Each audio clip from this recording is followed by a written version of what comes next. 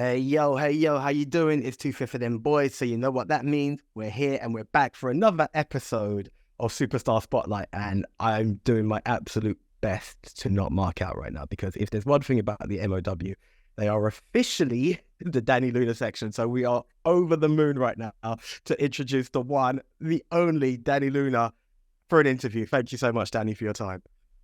Hello, nice to be here with the official fan club. The official fan club indeed. Yo, it's been like 2 days since we've seen you.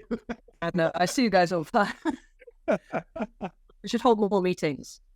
Exactly. We should. I am absolutely down with that. No, but it's an absolute honor. The minute we got the call from Impact saying, would you like to interview Dani? We're like, no way. This is amazing. This is absolutely cool. Let's do it. Let's make it happen. So we are really touched and really honored for this one. But let's talk about Dani Luna. As a wrestling fan at 14, starts training at 16, and it all kicked off from there. How did that happen that you found such passion to want to jump into the industry so quickly, and how did it happen so quickly? I like to say that I didn't really have a thing yet. I think everyone has that point in their life where they find their thing. But I'd never had that feeling that, this is something I could actually see myself doing. So it was more just a ill-placed kind of impulsive decision of, as soon as I felt it, I was like, I'm just going to go do it. Why would I wait? And I think so many people end up, waiting 10, 15 years to do the thing they really love, because, it seems, especially something like wrestling, seems a bit far-fetched and a bit too much sometimes. But I guess that's kind of where being young really helped, because you don't really have those thoughts yet, because you haven't tried a bunch of things and failed at them yet. So I just kind of went, I'll just do it right now. And I did it. And luckily, I still very much like wrestling, and it's still what I want to do. So yeah, I just kind of impulsively threw everything I had at it, and I'm still doing that now. And it was so quick, wasn't it? So 14, you fell in love with it. 16, you started training. And then a few years later, you're signed to a major company and you're being televised. How did that feel? Yeah, it all happened very quick. Especially when I started wrestling on the independent scene. The first few years, you don't really end up wrestling that much, just because obviously you're still kind of finding your feet. And before I moved to Wales, I was with a lot smaller of a promotion, so I was only wrestling maybe once every 2 months or so.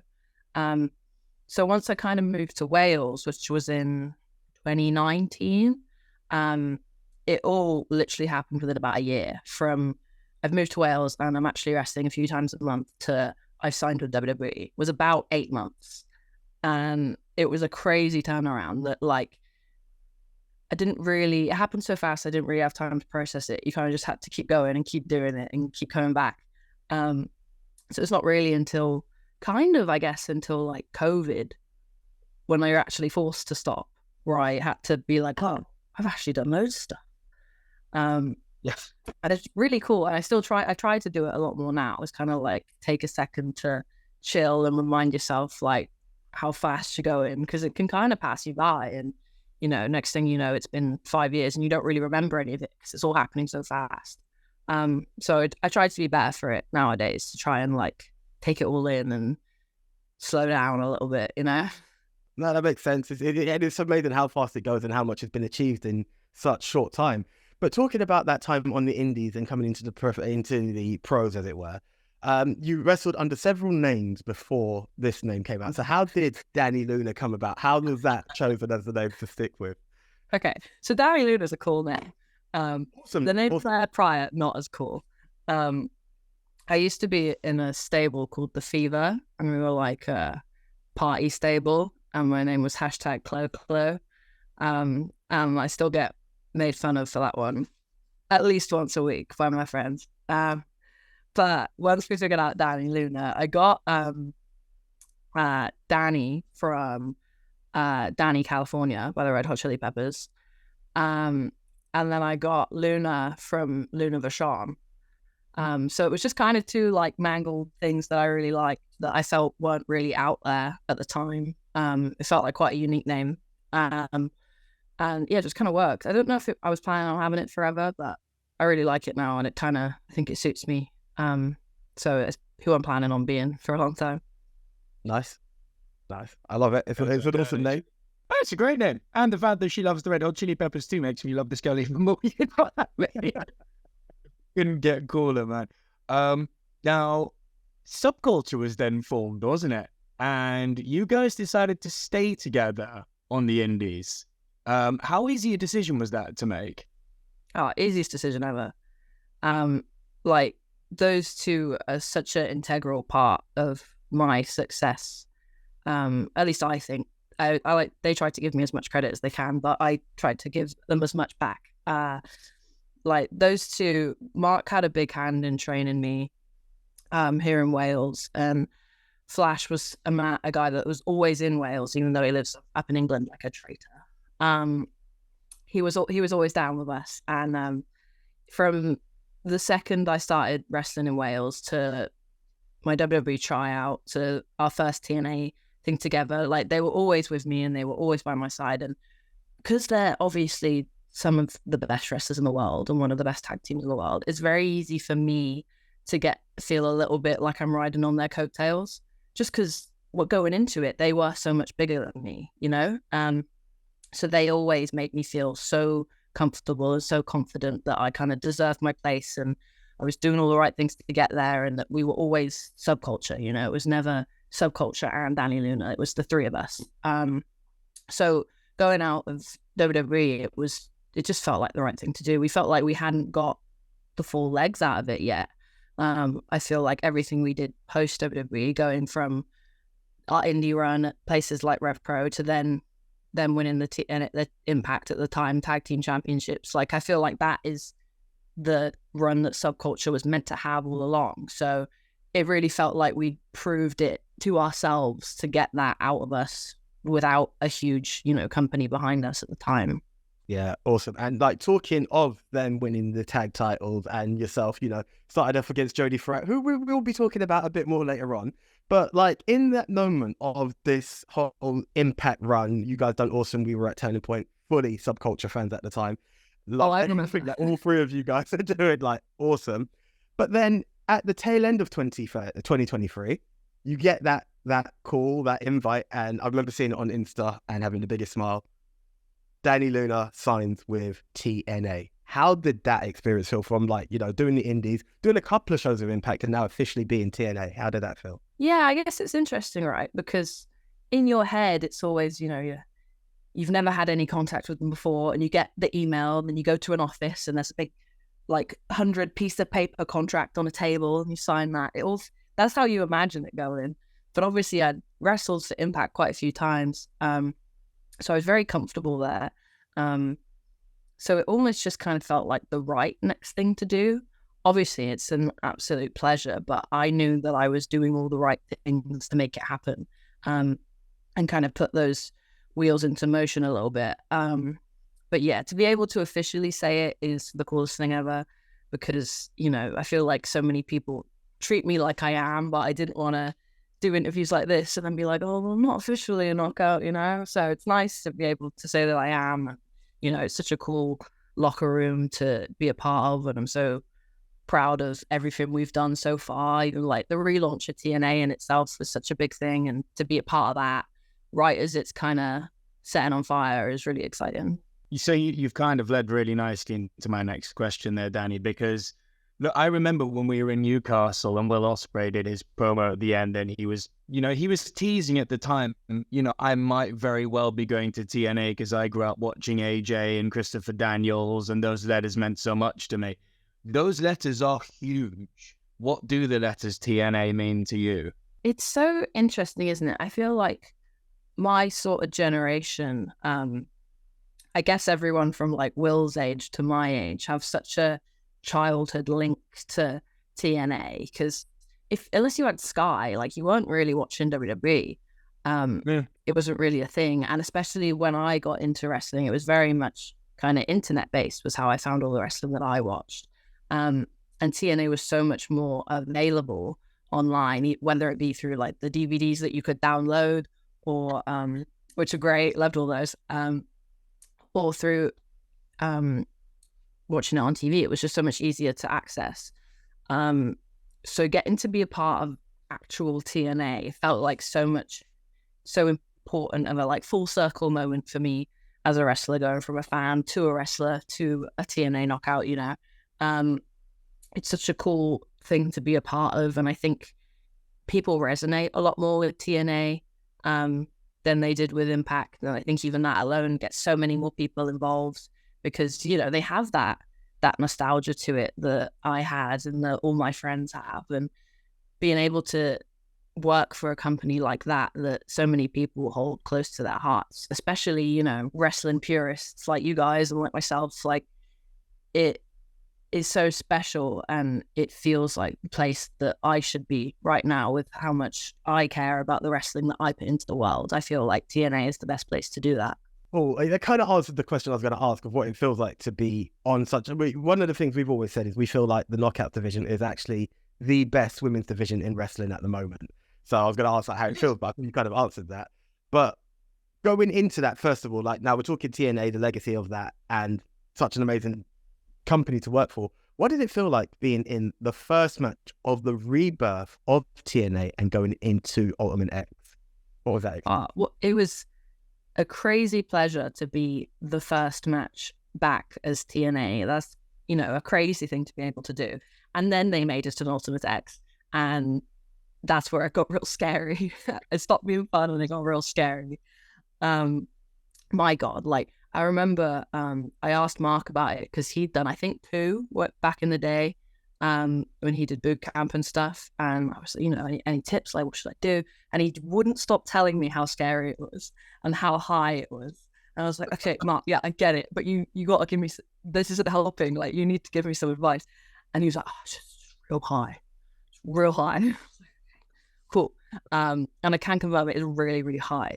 And it was such a cool match to be a part of. Like, even just getting to be on that pay-per-view is so cool. And even getting to be in a match with that many people is so cool. And then you add the Ultimate X and you add all these new things you can do and different ways you can play it. And it just made it such a standout on a pay-per-view that was already such a big deal that I think it really helped kind of magnify the knockouts division. And the fact that I got to be such a big part of that match is so special for me, especially all these, you know, people tuning in that probably don't know who I am if you're not kind of from our scene here in the UK, or if you've not tuned into Impact before. If you are just coming back because of the TNA rebrand, which so many people were, you know, they wouldn't necessarily know who Dani Luna is. So it was a really good opportunity for me to kind of show everybody and kind of get my best stuff out there. So I'm really glad with how it turned out. Yeah, and to build on that, you know, it was big pay-per-view, but the fact that, going back to what AJ said about why we believe the knockouts division is the best in the industry, it's not just because of the talent, but it's because of, like, I guess the faith that the company puts into you. Because to say, hey, this is our first pay-per-view back, your opening match, it's so cool. So just circling back to Jody Threat now, so you've been opponents, and now we see tagging. How did that come about? Jody Threat is one of my favorite people in the world. She came over here to the UK, I think maybe about 4 years ago. And she was quite new at the time, I think. And immediately we just kind of hit it off. We're very similar personality types. She's kind of, I feel like she's just me, but like the louder, more exciting version. So we counter each other quite nicely because I kind of get her to calm down and she gets me to get more excited when I need to do.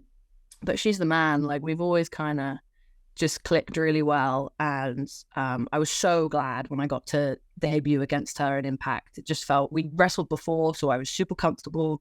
And obviously she was one of my best friends. So like there was no one else I would have picked to do it against. And then now we have this chance to, obviously we hang out more now that I'm signed. I'm there quite a lot. And we just kind of realized that we had this kind of natural chemistry together.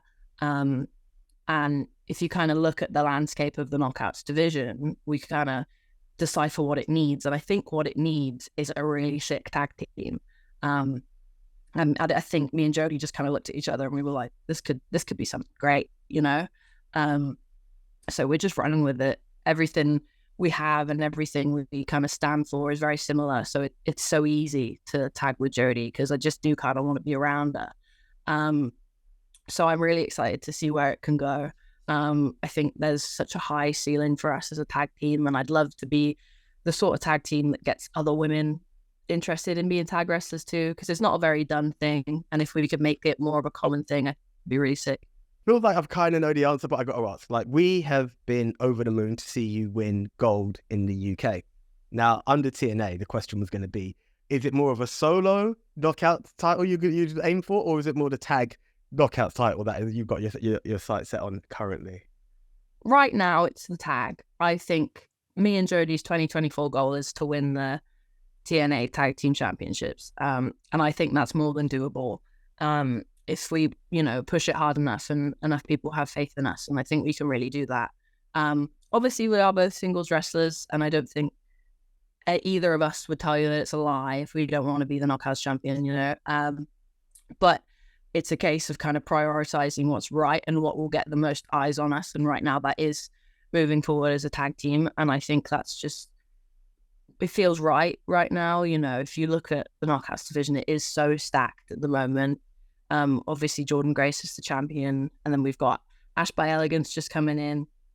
We had Trinity as a previous Knockouts champion too. Like, it's so stacked that I think right now, if we can kind of find another avenue to get to the very top, it makes that transition over even easier. So that's kind of our plan. And by plan, I mean it will happen. But yeah, of course, obviously the Knockouts Championship is obviously a goal for us as well. It would be great if we could both have a run with it. But yeah, I think 2024 is the year of the Tag Team Championships. Sorry, so Nick, I'm going to jump in for one more question. Ideally, Decay or MK Ultra, which one would you prefer to beat? I've never wrestled Decay, and I do love Jessica Havoc. Those two are like TNA OGs, It would be really cool if we got to win it from them. But we have got a little bit of unfinished business with MK Ultra, so maybe it's Poetic Justice if we win it back from them. Either would be happy. Little girl Dani Luna would like it to be Decay.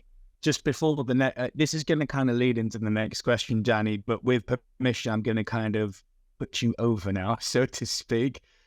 We've been lucky enough now to see you live 3 times at the Walker Dome in Newcastle and twice at RevPro. One of the things we've always loved about Subculture and yourself is that you really do give a lot back to the fans. Case in point, this is my favorite, and we did a lot of shows. This image with all of us is my favorite image from last year. The fact that was your moment, gal, and the fact that you found us in the crowd and chose to come over and share that with us, I just want to say thank you. It meant the freaking world to us, that.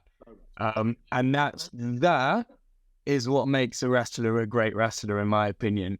But reason I'm bringing that up is how hungry the British fans are. What legacy do you want to create and leave for British wrestling? Well, that's a great question. I think my kind of goal, and that I like to think I'm trying to put into motion right now, is try and make British women's wrestling looked at exactly the same as men's British wrestling, right?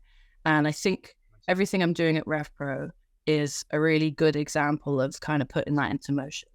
I think RevPro have always had a great women's division. They've got previous champions like Giselle Shaw, who's obviously in TNA with me. But I felt like it wasn't always given the spotlight it needed. And you could argue that to an extent that the talent level just wasn't there yet.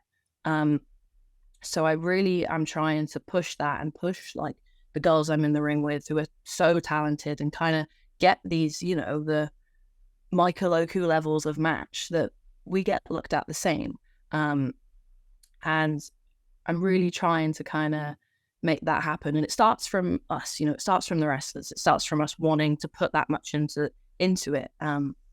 It can be really hard because there's a lot less women's wrestlers than there is men's wrestlers. So it's a lot easier to kind of just find, not on purpose, but find yourself, on loads of shows anyway. And you don't feel the need to try as hard as some of these guys do because there's such a smaller area for them to succeed. But it's having that kind of self-awareness to push through no matter what, just because you love wrestling and you want wrestling to be the best it can possibly be. And right now, like especially in RevPro and of course in TNA, I'm surrounded by so many people that just love pro wrestling, and it's kind of the perfect place for me to flourish and then help all these other girls, here on the indies kind of flourish as well. And it's so refreshing to see so many girls that just want to kill it. They want to throw themselves on their head and they want to do stupid things. It's all just for that love of the game. So if I could leave behind anything, it's just that I just want to be the person that kept trying, no matter what company I signed for, no matter how big I end up in the end, I want to be someone that just kept trying no matter what, because I just love wrestling and I want it to come out of me how much I love wrestling. I want people to see it in my work, So yeah, I hope if anything, I leave behind a very genuine just love and adoration for professional wrestling. Couldn't agree more. And I think you are building that legacy without like blowing smoke. That is definitely it. But in terms of the vital next step for women's wrestling, what do you believe that is for it to get to that Michael Oku level, as you've mentioned, whether it be British or just women's wrestling in general? And how would you like to be involved in that? I don't know. I think it will take an element of time. Obviously, I think women's wrestling is only now kind of starting to be seen on the same level as men's wrestling in some companies. So there is a level of just years of work that need to be done to get us there. We need a lot of faith from other people, from the fans, from promoters, which I do think we are getting. I think we're in such a good area for growth right now. But I do think that, it's that kind of exposure. Someone like me, who I very much consider a work rate wrestler, someone that just loves doing it for the sake of doing it. If I can get signed to a company like TNA and kind of bring that sort of wrestling that I love to television, to, worldwide television, I think that's a really good start. So then you have people like that. And then from a male counterpoint, you have people like Leon Slater, who are doing incredible things. And then he can sign to TNA and he can show the world what he can do, by proxy, what we can do over here in England. So I think that's a really good way of kind of starting to, drop our seeds into all different parts of the world. But it is hard, and I do think it will take time. But like I said, it's that sort of, those different styles of wrestling that don't get televised. We don't have a televised UK wrestling show. So if I can kind of take little bits of that and get it to TNA, and then they do things like the UK tour, and that gets eyes on people here. So it all kind of plays back. But I think it is just a big case of kind of trusting that the people that are doing the work know what they're doing, and it's going to go in the right direction for sure. Some of the signings from the UK that we've seen go to TNA, absolutely amazing. So I'm really excited to see what the future holds for that, for sure. Okay, just to close off, Dani, if you don't mind, we're going to do what we call Beyond the Ring. It's a chance for people to get quick rapid fire questions just to get to know you a bit more beyond the ring, as it were, essentially. Sure. So the first question would be, Nick, run with it. Go. I'll let you run with it. Match you're most proud to have competed in? Jordan Grace, TNA Newcastle. Your cheat meal? Pizza with tater tots. How about hobbies outside of the wrestling world? Oh, I'm kind of boring because my number one answer is the gym, but I know that also kind of counts. Other than that, brunch. Right, nice. Nice. Speaking of gym, if you had to skip a day in the gym, which day would it be? Arm, back, leg, what would it be? Chest day sucks. Chest if I had the choice, I'd never do it again. Dream match with an opponent who no longer wrestles or is no longer with us? Eddie Guerrero. A lot of people say Eddie, He's a man. It's got to be. That was also Chris Bay's answer. How about the toughest opponent you faced? It's a good one. Wild Boar Mike Hitchman's pretty tough. We wrestled for Attack recently, and we absolutely almost killed each other. He's one of my trainers, so you just have that horrible respect for each other that means you hit each other really hard. I don't know what that's about, but we had that. So, but he's the man, so definitely him. And the most gifted opponent you faced, aside from yourself? Leon Slater, 100%. Very interesting. And your wrestling idol growing up? think I know the answer to this, but This better not be the Mark Henry story, because that's a whole different story about how he was the first wrestler I ever seen, and he technically made me want to be a wrestler. yeah, it was the Mark Henry story. Yeah. I'm taking that one to the grave now. So was he your idol growing up? I just thought it was really cool, man. So yeah, I guess. Dude, I love that. Ain't no shade being thrown on our end. House of Pain was the one. How about your favorite match you watched growing up? Ooh, Kurt Angle, Rey Mysterio. Is it SummerSlam 2001? Maybe 2001. Yeah. Great match. Obviously, I was too young to watch at the time, but I went back and I watched all of them. And that's the one that sticks out to me the most. My favorite wrestler, Rey Mysterio. I'm telling you, AJ, girl knows. Your favorite music? Oh, Wolfpack. She knows, Nick. Anyway, AJ. And a dream match with an opponent who is currently active. Bianca Belair. Nice. Really nice. Oh, that would be a banger too. The powerhouses joined it. Oh. Yeah, make that happen. I would love to see that. Right. Okay. Yeah, that's beyond the ring. That's it.